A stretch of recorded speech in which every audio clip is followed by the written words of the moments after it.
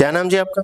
मेरा नाम चांद बादशाह है साहब। मैं चांद बादशाह। मैग्नेट आउटडोर मेरा कंपनी का नाम है। कितना साल से हैं? मैं कम से कम 10-11-12 साल से मैं इंडस्ट्री में हूँ। कितना फैमिली से? मैं देखिए मैं तो एक 5 साल दूसरा कंपनी में काम करता था। अच्छा। अभी 4 साल हो गए मेरा उन कंपनी में एस्टेब्लिश कर दिया, अच्छा। क्योंकि क्या है, कितने जन एम्प्लॉइज हैं आप? मेरे पास 12 लोग हैं। 12 लोग। 12 लोग हैं और फैब्रिकेटर्स, इलेक्ट्रिशियंस, ये जो फ्लेक्स प्रिंटर्स, डिजाइनर्स, फोटोग्राफर्स, पूरा डिफरेंट डिफरेंट लोग हैं।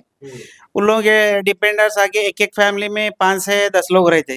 हो। तो कम से कम मेरे कंपनी में डिपेंड हो गए सो वाले कम से कम एक 100 to 120 तक रहते पूरे फैमिलीज हाँ। ऐसा। ओके जी, तो अभी आप क्या गवर्नमेंट को क्या पूछते हैं आप? अभी मैं तेलुगु में बात कर सकता हाँ। हूँ रेवंत రెడ్డి साहब के लिए। ఓకే.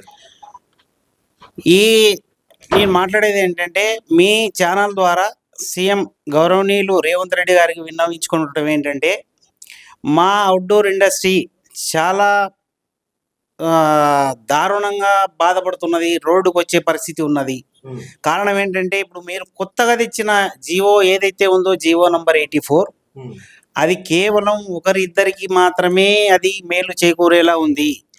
మిగతా ప్రతి ఒక్కరు రోడ్డున పడే పరిస్థితి ఉన్నది. ఇప్పుడు ఓకే. దాదాపు 1,00,000 కుటుంబాలు రోడ్ల పడే పరిస్థితి ఉంది. ఆ జియో ఇప్పుడు క్యాన్సిల్ చేయాలి. ఆ జియో అమెండ్మెంట్ గురించి మీకు రిక్వెస్ట్ చేస్తున్నాము. దీని వెనకాల అంటే ఇప్పుడు రేవంత్ రెడ్డి గారు కానీ, మంత్రివర్గానికి కానీ, రేవంత్ రెడ్డి సార్ కూడా దాదాపు ఫ్లాష్ బ్యాక్ ఈ పెయింటింగ్ వర్క్ అయితేనేమి, డిజైనింగ్ వర్క్ అయితేనేమి, ఫ్లెక్స్ వర్క్ అయితేనేమి వాళ్ళు కూడా వ్యాపారాలు చేశారు. ఫ్లాష్ బ్యాక్ వాళ్ళు కూడా వెళ్తే వాళ్ళకి తెలియని కష్టం కాదు ఇది. ఓకే. అంతకన్నా ముందు ఏంటంటే అసలు దారుణమైన పరిస్థితి. మేము సంవత్సరం పేమెంట్ మున్సిపల్ ట్యాక్సులు ప్రతి హోర్డింగ్కు మేము కట్టడానికి రెడీగా ఉన్నాము అని చెప్పి చెప్పులు అలిగేలా తిరుగుతున్నాం మున్సిపాలిటీ వాళ్ళ చుట్టూ దాదాపు 2-3 సంవత్సరాల నుంచి. ఎంత దారుణం అంటే అమౌంట్ ఇస్తాము, ట్యాక్స్ అంటే తీసుకోవట్లేదు. అసలు అమౌంట్ ఇవ్వని వాళ్ళకు దాదాపు యూనిపోల్స్ ఇష్టం వచ్చినట్టు పర్మిషన్స్ క్యాంటిలివర్లకు యూనిపోల్స్కు ఎలా దొరుకుతున్నాయో అవసరం లేదు. అది అర్థం కావట్లేదు ఎవరికి. సో ఇప్పుడు ఏం మేము సపోర్ట్ ఎవరు లేరా? మాకు సపోర్ట్ అంటే మా టోమో నుంచి మేము ప్రతిరోజు అన్ని మున్సిపల్ కమిషనర్లకు తిరుగుతున్నాము, ప్రతి ఎమ్మెల్యేని కలిసాము, ప్రతి ఎంపీని కలిసాము, ప్రతి మినిస్టర్ని కలిసాము.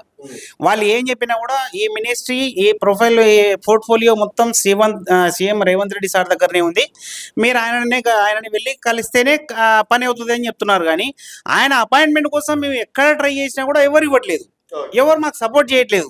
మరి దీని వెనకాల ఎవరు ఉన్నారు అని గవర్నమెంట్కు రిక్వెస్ట్ చేసేది ఏంటంటే ఇప్పుడు ఈ టెన్షన్లో మేము ఉన్నాం. ఈ టెన్షన్లలో దాదాపు లాస్ట్ ఒక 3-4 నెలల కిందట చూసుకుంటే 3 హార్ట్ అటాక్ వచ్చి చనిపోయారు. ఫర్ ఎగ్జాంపుల్ నేను చెప్తున్నా నా పరిస్థితి. నేను ఈ సీఎం రేవంత్ రెడ్డి గారు వచ్చిన తర్వాతనే దాదాపు 60 లక్షలు అప్పు చేశానండి.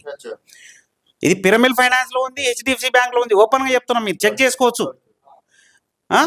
ఇప్పుడు సడన్గా ఈ బోర్డ్స్ అన్ని తీసేయాలి, ఓన్లీ 2-3 మాత్రమే వేసుకోవాలన్నట్టు జీవో వేస్తే మరి నేను నెలకు 1,20,000 రూపాయలు ఈఎంఐ కట్టాలి. నాలాంటి వాళ్ళు కొన్ని వందల మంది ఏజెన్సీస్ ఉన్నారు.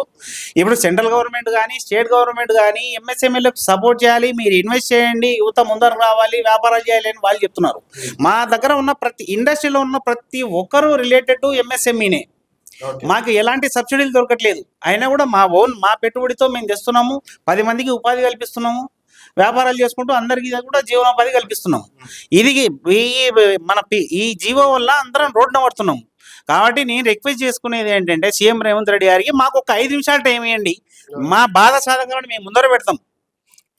అప్పుడు మీరు ఆలోచించి ఒక నిర్ణయం తీసుకొని ఈ జీవో పైన అమెండ్మెంట్ చేసి ప్రతి ఒక్కరికి ఆమోదయోగ్యమైన జీవో పాలసీ ఇష్యూ చేయడం వల్ల దాదాపు లక్షల కుటుంబాలు మీకు రుణపడి ఉంటారు, వాళ్ళు హ్యాపీగా బతుకుతారు, ఎంప్లాయ్మెంట్ దొరుకుతుంది. మొత్తం సస్యశ్యామలంగా మొత్తం తెలంగాణ మొత్తం ఇట్లే అభివృద్ధి చెందాలని మేము కోరుకుంటున్నాం.